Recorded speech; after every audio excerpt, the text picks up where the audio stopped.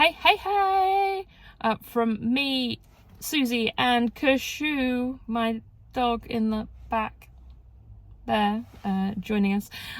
Yes, I am recording day 9, the same day I recorded day 8. Such is life.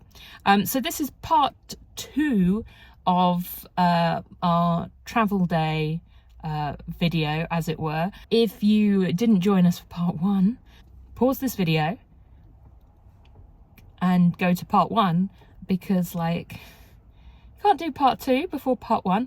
But this is also a day 9 of our Vlogmas series. Recap: at this point we have boarded the flight flying Virgin Atlantic to Orlando direct out of Heathrow Terminal 3. So part 1, it was all about getting through Heathrow Terminal 3 and stuff going on there.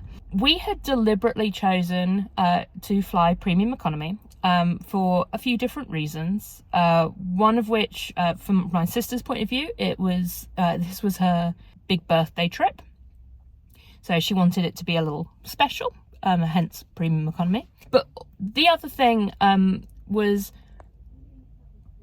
my family, we're not small people, we know it. And we figured premium economy would give us a bit of extra room. Sometimes when we're in economy seats, we feel really, really jammed in. And particularly with my anxiety and everything, I didn't want to feel claustrophobic. And my dad is a tall guy and needed the extra legroom. So for our flight going out, my sister was actually on one of Virgin's older planes, which was actually the same type of plane as our journey back. But for the rest of us, we had one of the newer planes flying out. So I think these are less than 6 months old, these premium economy seats. We had, prior to our flight, spoken to Virgin's special assistance team. And one of the questions we had asked, because they offered us bulkhead seats, was if the bulkhead seats had solid sides to them, because that immediately gives us less room, particularly if you are a female with hips. You have no room in those seats as soon as they are the solid sided seats. So we'd asked that question and they'd gone, yes, they are solid sided seats in the bulkheads. What they hadn't told us was that, in fact, the whole of premium economy is solid sided seats, which, had I known that would have actually affected my decision as to whether I'd booked in economy delight or premium economy. So retrospectively, I kind of wish that we hadn't spent as much money as we had, because our premium economy seats were £1,700. They weren't cheap. And I think the economy delight seats were more like £1,000 return. So it was a huge amount of money that we spent to ultimately get not too much room width-wise, which is my primary concern. Now, as I said, my dad's primary concern is actually depth, as it were, how much legroom you have. And the great thing about the new style Virgin economy seat, premium economy seats, is that when the person in front of you puts their seat down, you still have all the legroom.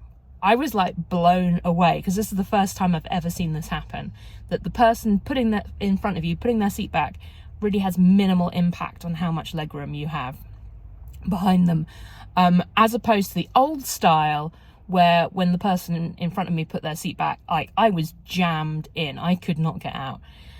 So it made a huge difference to how comfortable the whole flight was. So definitely worth checking out the new plane just for that. The entertainment system was also a lot better. I'm going to show you a picture of what the screen looked like now. So it had a USB and headphone jack actually on the screen itself. On the old style, the headphone jack is on the hard-sided seats, digging into your leg, which is super uncomfortable and also causes loads of static on the headphones. So I basically couldn't, on the flight back, use my audio system, because I just could not cope with the every time I moved my leg. The other thing about the old systems, a lot of them are damaged. Like, I could not use the remote control thing because 2 of the buttons were missing. So that kind of sucked. But New Start did not have that problem. It was all fully touchscreen. Instead of having a remote, you can connect your phone to it via Bluetooth and Wi-Fi, which worked really well.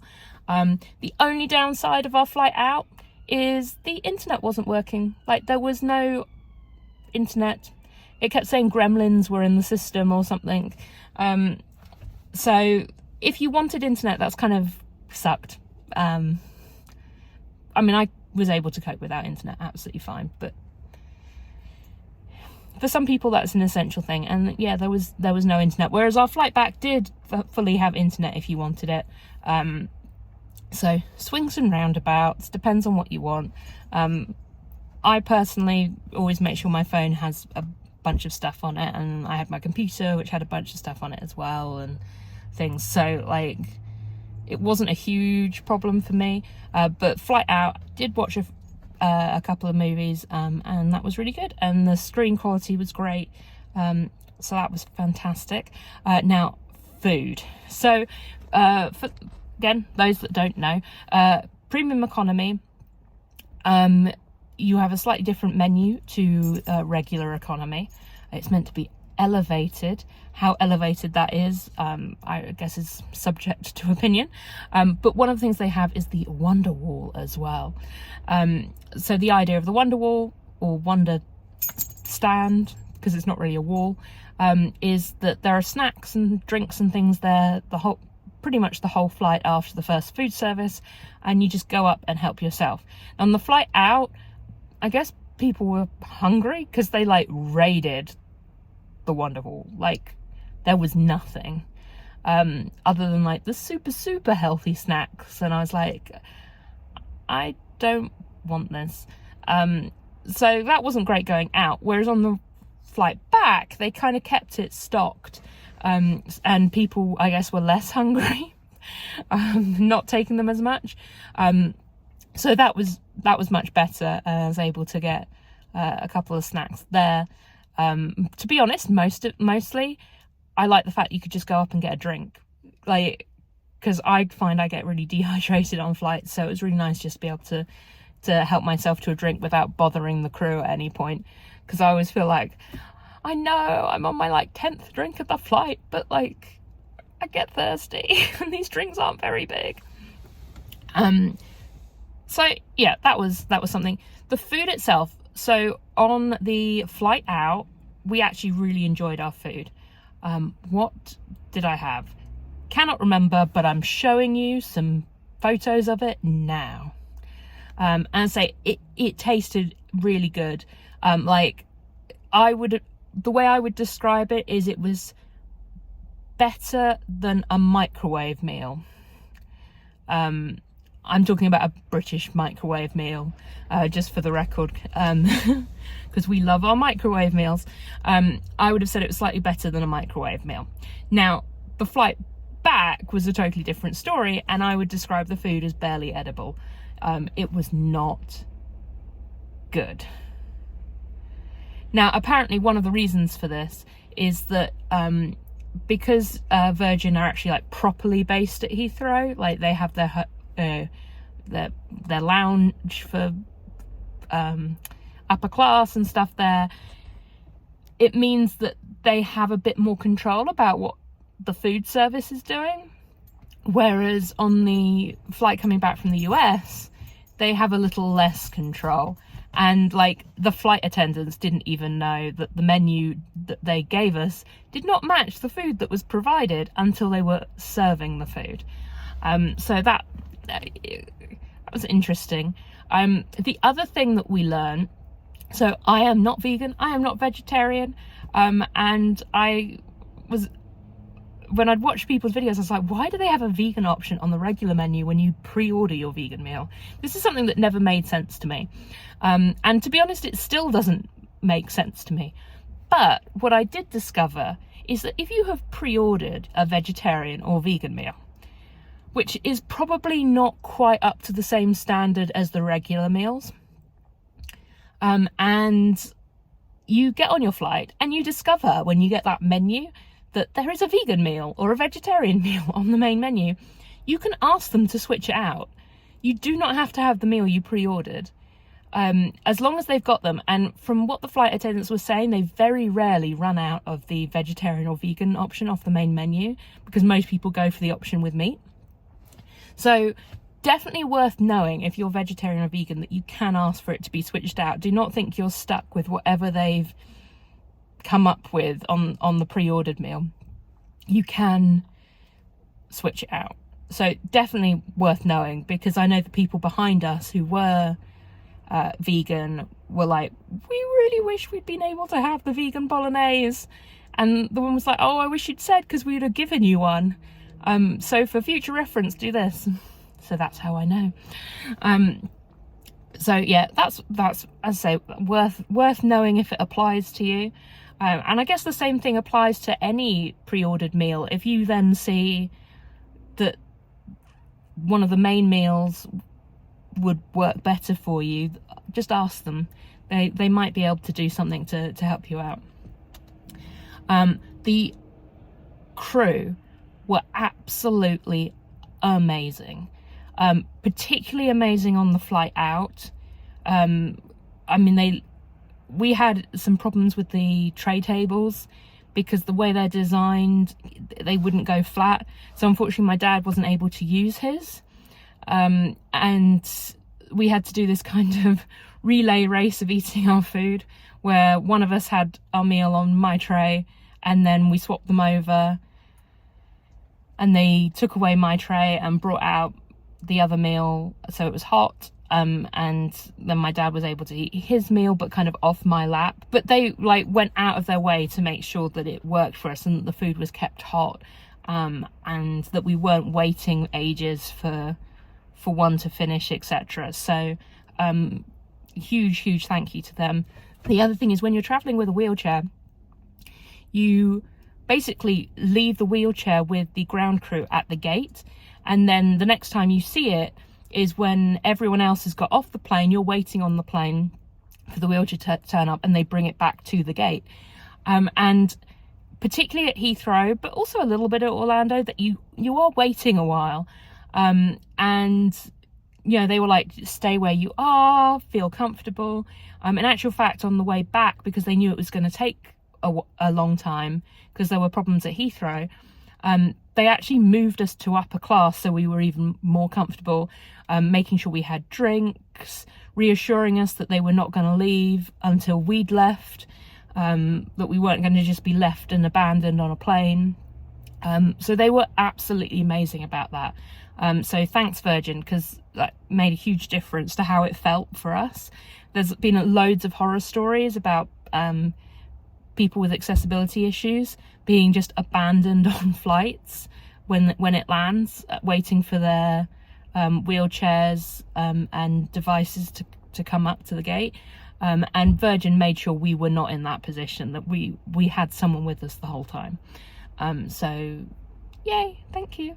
And yeah, when we got off the plane at MCO, breezed through security. Again, they actually pulled us off into a separate line that was an accessible line.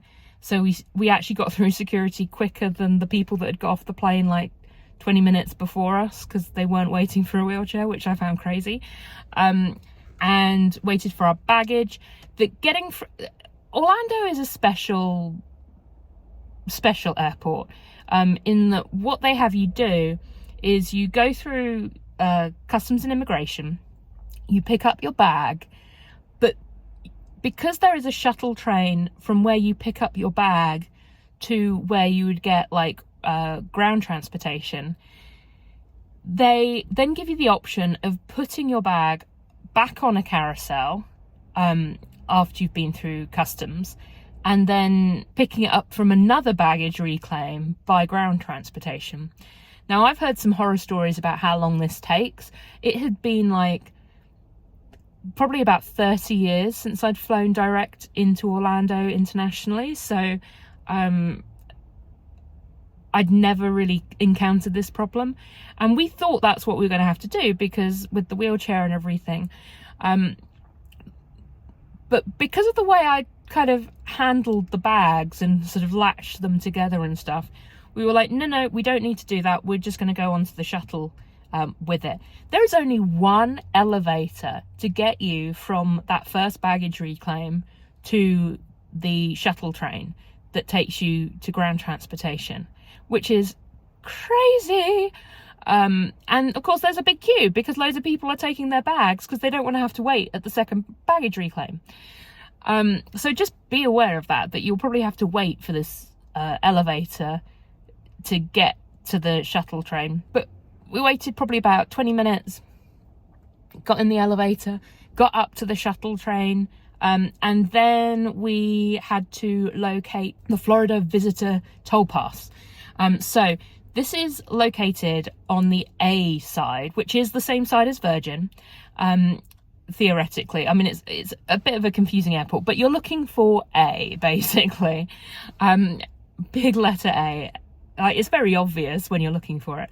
And you go down there, and again, the Florida Visitor Toll Pass was very obvious. It was this big stand. There's kind of what looks like a giant vending machine and then a stand next to it, where there are a couple of customer service agents. The vending machine wasn't working properly, so the customer service agents just basically got a toll pass, scanned it in, made sure it was all in the app properly for me, and then we headed over to Alamo. Now, Alamo, we'd hit some issues before we'd even got to the airport. Alamo have, I can't remember the exact names that they describe these things as, but they basically have a thing where you can provide all your check-in information in advance. But then they also have an additional thing where it allows you to go straight to the car park to pick your car. The first thing was absolutely fine. No problems there. Filled out the information as soon as we booked the car. Not a problem. It was the second part where we had an issue. Basically, when I went to do it about a month after I'd booked the car, it decided it wanted to recharge me for the whole booking because we were paying in advance. Because when you go to, at the time, when you went through the Alamo UK website and you paid in advance, you got additional drivers up to 3 for free, which worked really well for us. So I then end up with like 2 lots of like a lot of money on my card, and I'm like, what is going on? Why have I been charged twice? I had to ring them up. You can't speak to the UK team because they're like, no, because your booking's based in the US. You got to speak to the US team. They weren't really sure what was going on, so they then had to get me through to the customer service team. It was a whole thing. And eventually I got through to a lovely lady, and she was like, don't worry, the first thing will be refunded. I was like, that's fine, but the exchange rate has changed. So the second price that they've charged me was like £100 more than the first price. She then had to email the Orlando Alamo office to try and sort it out. They said they'd sort it out when I got there. They appeared to sort it out, but we never actually got the £100 refund.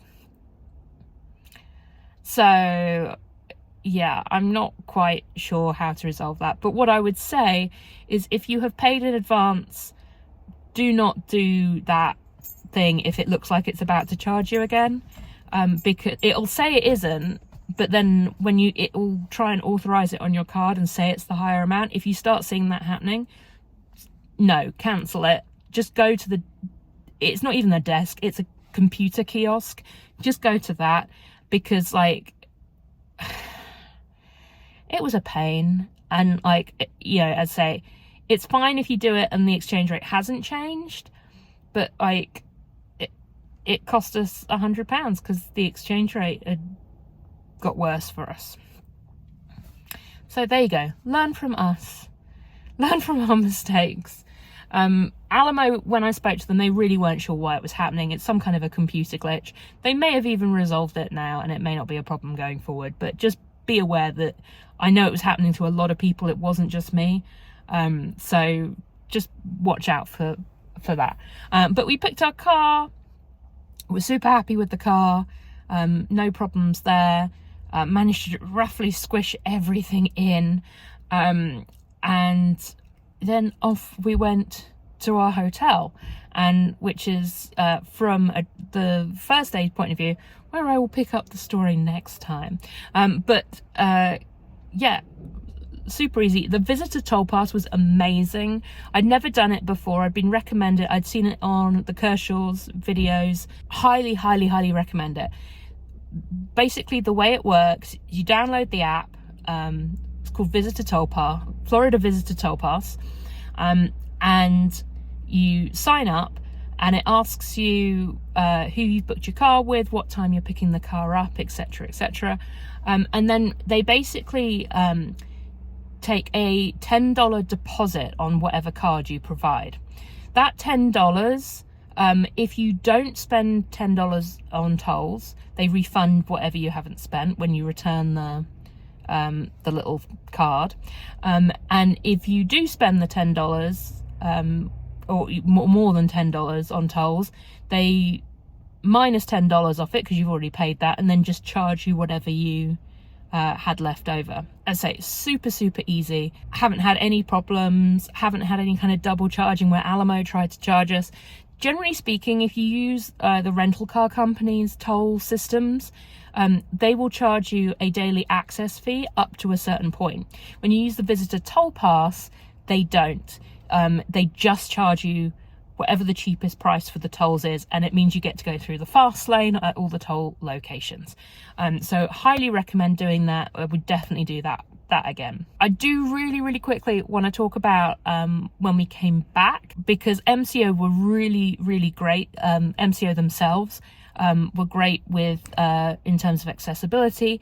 They saw my dad was in a wheelchair. They immediately, like, they had someone stationed like way in front of the security queues, and immediately recognized him, acknowledged him, and were like, come this way. We sped through security in Orlando. Like, it was the fastest I've ever got through security. And I've been through their accessible line before, and I've never gone through that quickly. So that was really cool. And they were really patient with us as well, which is not my typical TSA experience. But shout out to Orlando TSA, because you guys were fantastic. Virgin seemed a little more chaotic. There was we basically ended up, premium economy, you're allowed 2 check-in bags. We ended up, between the 4 of us, with 9 bags, because I guess we'd just done that much shopping. And when my mum went to pay for the extra bag, they were having her move from desk to desk. They didn't really know which desk she was meant to go to pay at. At one point, they had her leave her passport and her luggage unattended. And clearly she wasn't happy about that. And then they ended up, because of it, they ended up going, oh, we're just not going to charge you for the extra bag.